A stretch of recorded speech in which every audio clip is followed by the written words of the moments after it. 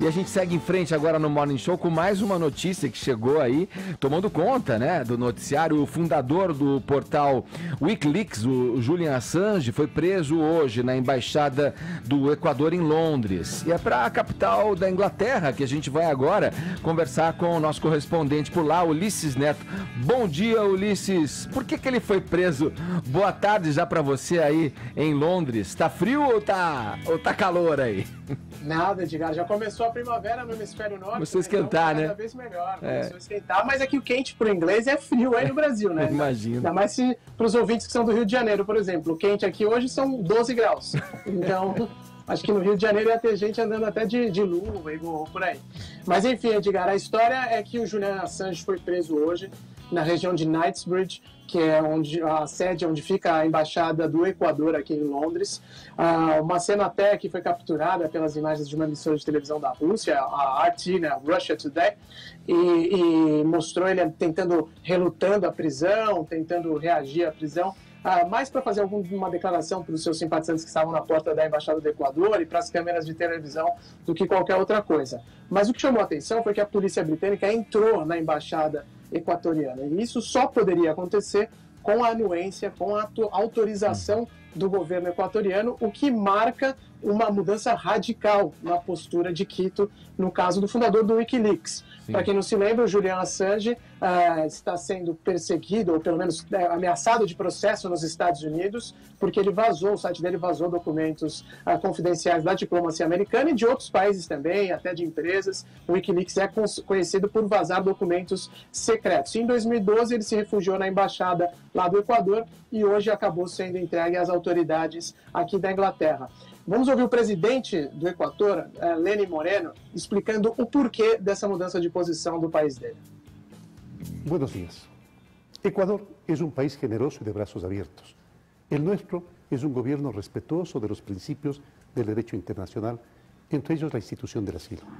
El concederlo o retirarlo es facultad soberana del Estado ecuatoriano.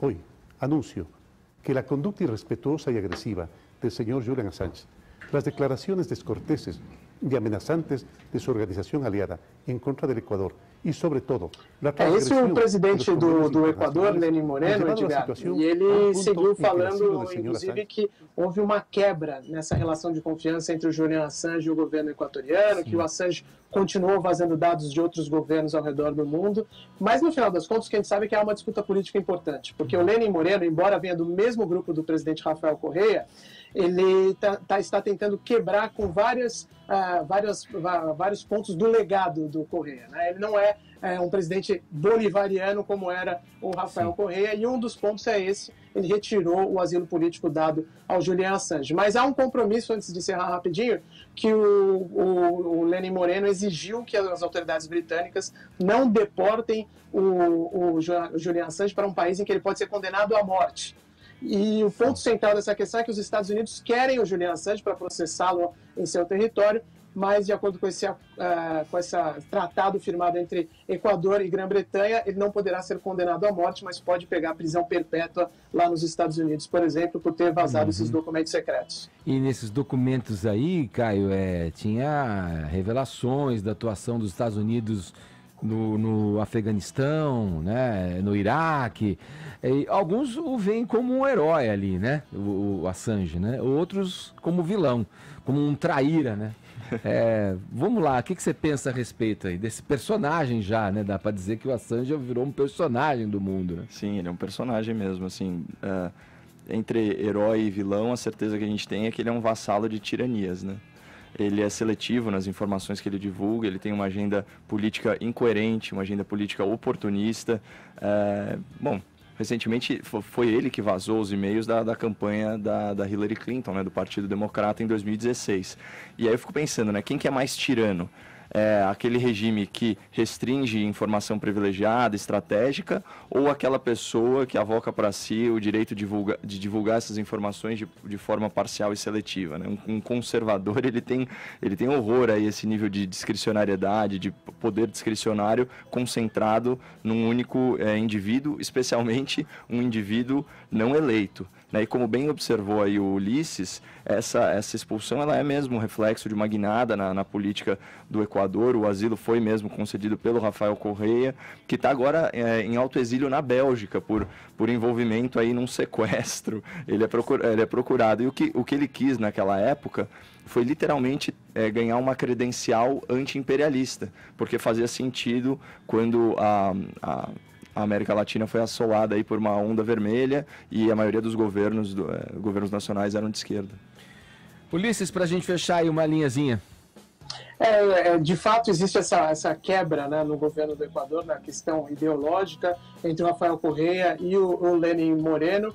E a gente pode colocar a situação toda como, dadas as devidas proporções, evidentemente, com o caso Cesare Battisti, né, em que foi concedido um refúgio, no caso Brasil, né, um asilo político, numa questão que era um pouco além dos interesses nacionais, né?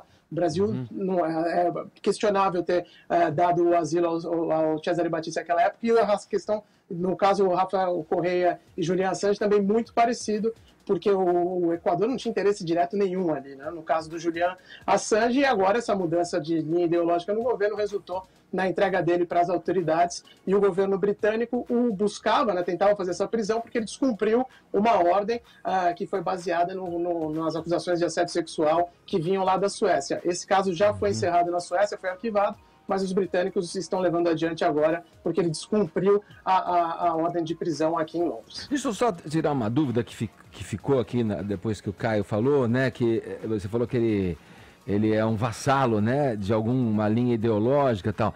Os e-mails que ele vazou da Hillary, teoricamente, a Hillary tem um pensamento alinhado com o que teria, vamos lá, imaginar o Assange. A ideia é que tinha relação com grupos políticos na Rússia. Mas era para o quê? Prejudicá-la, né? De alguma maneira prejudicá-la. E aí ele também faz esse alinhamento e revela, vaza dados de Equador durante o governo do Rafael Correa, como o Ulisses trouxe pra gente aí. A melhor demonstração do caráter dessa figura aí... Na minha pergunta, desculpa, Caio, não há quer dizer, essas ações, nesses dois lados que eu coloco, não derruba um pouco esse pensamento que você falou, porque... de ser vassalo de uma linha ideológica? Porque cada hora ele está num lugar, ele é incoerente e oportunista, né? Inclusive, o testemunho do caráter dele é a nota oficial do Wikileaks. Ele fala o seguinte, abre aspas, se o presidente Moreno, então o equatoriano, quiser encerrar ilegalmente o asilo de um refugiado para encobrir um escândalo de corrupção no exterior, a história não será gentil. Cadê o idealismo? Né? Então, se ele tem posse de uma informação que supostamente deveria vir a público, né, de um mal feito, ele não pode divulgá-la conforme a sua circunstância e conveniência, né? Então não tem idealismo nenhum, é pura chantagem, é assim que ele opera. Ulisses, foi me surgindo um monte de curiosidade aqui agora, porque você falou, né, ele estava na Embaixada do Equador, eu não sei, você deve ter lido aí na imprensa britânica, né, o dia a dia dele, né, do Julian Assange dentro da Embaixada, né? Quer dizer, ele fica lá, as forças de outros países, no caso, a força americana não pode entrar, enfim, ninguém pode entrar, porque o território pertence em qualquer embaixada ao seu país de origem, né? Agora, ele ficava ali, vivendo ali dentro, às custas de um governo equatoriano. Como é que você pode dizer pra gente que era o dia a dia, o cotidiano de Julian Assange entre muros aí? Mesmo na época do Rafael Correa, viu, Edgar, já era uma grande questão lá no Equador, porque, primeiro, custou caro não só para as autoridades equatorianas, como também britânicas. Durante vários anos, o Reino Unido manteve um policial plantado na porta da embaixada equatoriana, caso o Julian Assange tentasse fugir ou tentasse sair dali. Então, custou caro para os dois lados. E mudou a rotina da representação diplomática equatoriana. A gente sabe que o Equador é um país pequeno da América Latina, ou seja, é um país que tem muitas dificuldades financeiras, e a representação diplomática deles em Londres não é um prédio como da Embaixada dos Estados Unidos, né?